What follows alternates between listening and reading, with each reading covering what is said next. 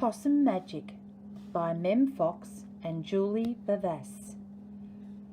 Follow along the story by running your finger along under the words. When you hear this sound, you can turn the page. Once upon a time, but not very long ago, deep in the Australian bush lived two possums. Their names were Hush and Grandma Poss. Grandma Poss made bush magic. She made wombats blue and kookaburras pink. She made dingoes smile and emus shrink. But the best magic of all was the magic that made Hush invisible. What adventures Hush had! Because she couldn't be seen, she could be squashed by koalas. Because she couldn't be seen, she could slide down kangaroos. Because she couldn't be seen, she was safe from snakes, which is why Grandma Poss had made her invisible in the first place. But one day, quite unexpectedly, Hush said, "Grandma, I want to know what I look like. Please could you make me visible again?" "Of course I can," said Grandma Poss, and she began to look through her magic books. She looked into this book and she looked into that. There was magic for thin and magic for fat, and magic for tall and magic for small. But the magic she was looking for wasn't there at all. Grandma Poss looked miserable. "Don't worry, Grandma," said Hush. "I don't mind." But in her heart of hearts she did. All night long Grandma Poss thought and thought. The next morning, just before breakfast, she shouted, "It's something to do with food. People food, not possum food. But I can't remember what. We'll just have to try and find it."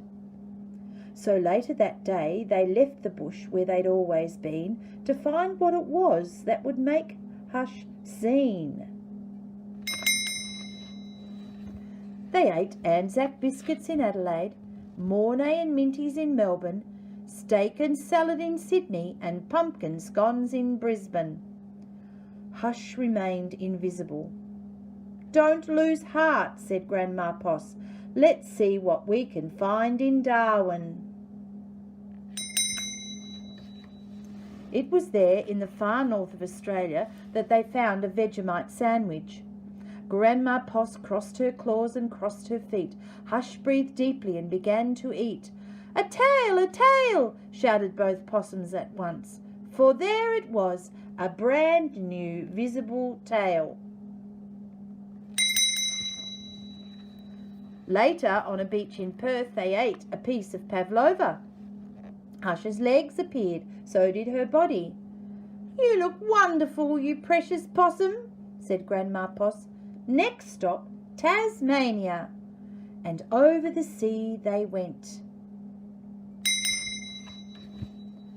In Hobart, late one night in the kitchen of the casino, they saw a lamington on a plate. Hush closed her eyes and nibbled. Grandma Poss held her breath and waited. "It's worked! It's worked!" she cried. And she was right. Hush could be seen from head to tail. Grandma Poss hugged Hush and they both danced. Here we go round the lamington plate till early in the morning. From that time onwards, Hush was visible.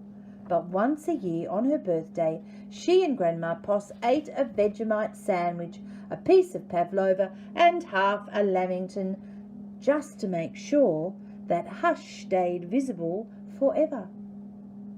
And she did.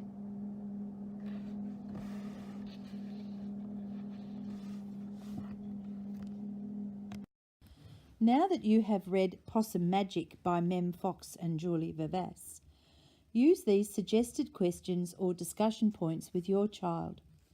You may like to pause the recording after each question to allow you some time to share a response together.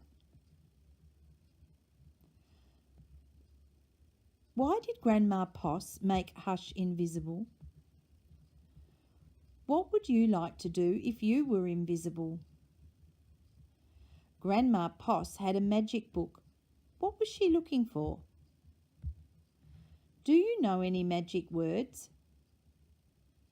How did the possums get around Australia? Can you find these places on a map? How did Hush become visible again? What did the possums eat every year on Hush's birthday?